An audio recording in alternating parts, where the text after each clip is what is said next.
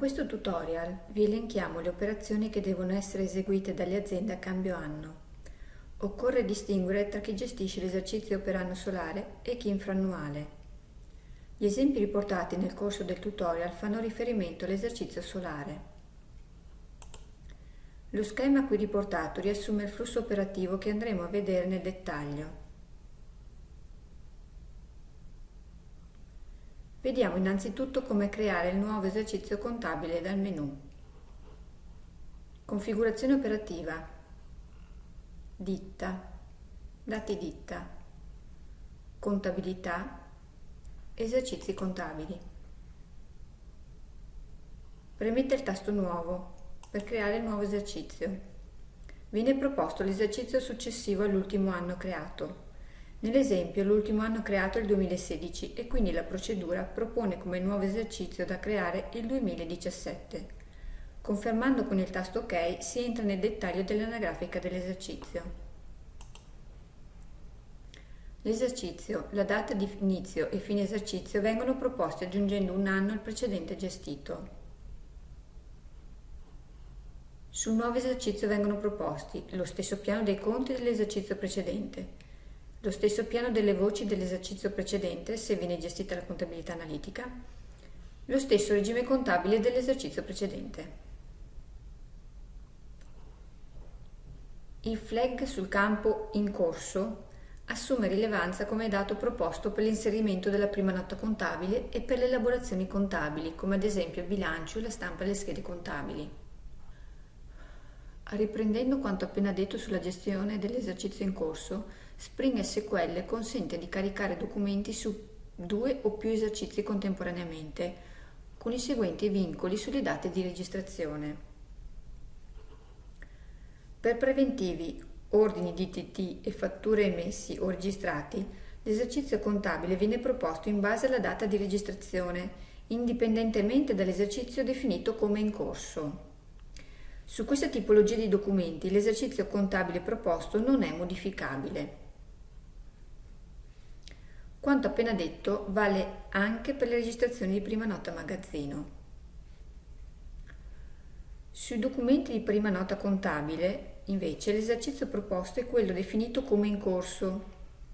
Su questa tipologia di documenti l'esercizio contabile proposto è modificabile dall'operatore. Per chiarire meglio quanto appena detto facciamo degli esempi. Supponiamo che la data di registrazione utilizzata sia il 10 gennaio 2017 e che l'esercizio definito come in corso sia il 2016. In questo caso su preventivi, ordini, DDT, fatture e prima nota magazzino viene proposto l'esercizio contabile in base alla data di registrazione e quindi il 2017. Per le registrazioni contabili viene invece proposto l'esercizio in corso e quindi il 2016.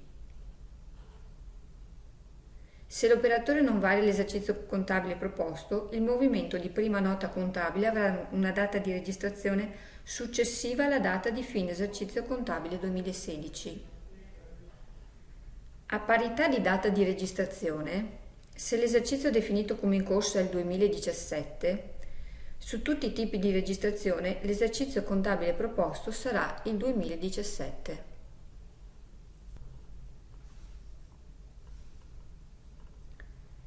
Vediamo ora come creare il nuovo anno per tutte le attività IVA gestite.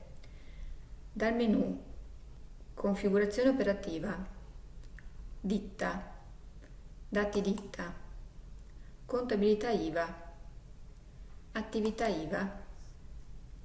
Premete il tasto Altre funzioni, crea anno per tutte le attività. Viene proposto l'esercizio successivo a quello precedentemente gestito. Premete il tasto OK per confermare. Entrando nel dettaglio di ogni singola attività IVA, potrete vedere che il nuovo anno è stato creato con le stesse caratteristiche di quello precedente.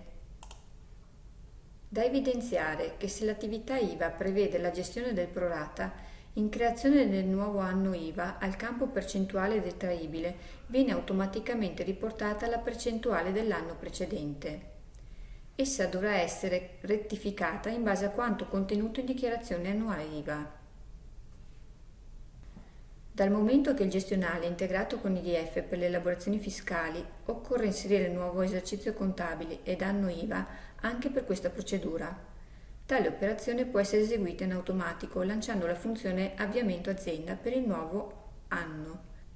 Dal menu EDF e integrazioni. Elaborazione tabelle. Utilità. Avviamento azienda. Indicate l'anno in creazione, nel nostro esempio il 2017, e premete OK. Se gestite con la procedura gli elenchi Intrastat e se è variata la modalità di presentazione degli elenchi rispetto all'anno precedente, eseguite le procedure di seguito descritte entro la prima presentazione degli elenchi Intrastat dell'anno. Dal menu Configurazione operativa, ditta, dati ditta, contabilità IVA, elenchi Intrastat. Premete il tasto Gestione e aggiungete una nuova riga da valorizzare con una nuova data di ricorrenza e le nuove periodicità Intrastat per gli acquisti e o le vendite.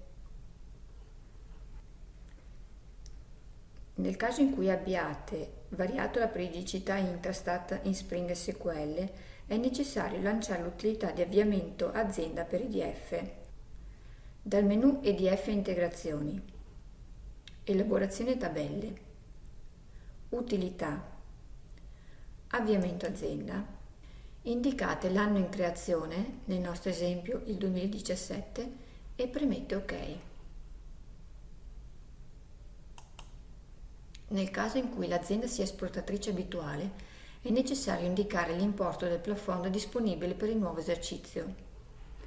Da contabilità generale IVA, plafond IVA, plafond ditta, assegnazione plafond ditta. Digitate l'esercizio in creazione e l'importo del plafond disponibile per l'esercizio. Premete quindi Salva. Nel caso in cui per l'esercizio in chiusura la liquidazione IVA del mese di dicembre sia risultata a credito e si voglia riportare il credito a gennaio del nuovo esercizio, è necessario entrare in EDF Integrazioni, EDF Elaborazione tabelle, Archivi, Ditte, Gestione ditte.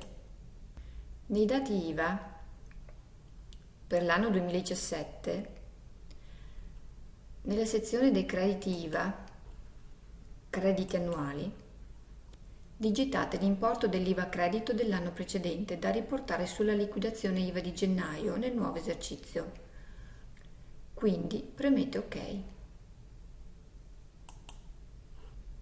La tabella qui sotto riportata espone le operazioni normalmente effettuate dalle aziende a fine esercizio per quanto riguarda il magazzino. Normalmente si inizia con il controllo manuale delle giacenze, che consiste nella conta dei singoli articoli di magazzino ad una certa data. Si procede quindi con la generazione delle rettifiche inventariali. Si tratta di rettificare le giacenze presenti in Spring SQL con quanto rilevato dalla conta manuale. Vengono generati movimenti in magazzino per una quantità data dalla differenza tra le quantità inventariate e le quantità rilevate dal sistema alla stessa data. Al termine delle operazioni di rettifiche inventariali si procede con il riporto delle giacenze sul nuovo esercizio. L'elaborazione genera un movimento di giacenza iniziale sul nuovo esercizio per una quantità pari alla giacenza finale dell'esercizio in chiusura. Evidenziamo che nessuna delle operazioni sopra descritte è obbligatoria. Infatti la gestione operativa del magazzino fa riferimento alle giacenze correnti che non sono gestite per esercizio. Ne consegue che l'operazione di riporto giacenze può essere rimandata al momento in cui sull'esercizio è stata completata la fase di controllo degli inventari e delle giacenze. Il riporto giacenze si rende comunque necessario qualora si desideri eseguire una valutazione di magazzino. Per ulteriori dettagli sulla gestione delle operazioni di magazzino potete contattare il vostro servizio di assistenza.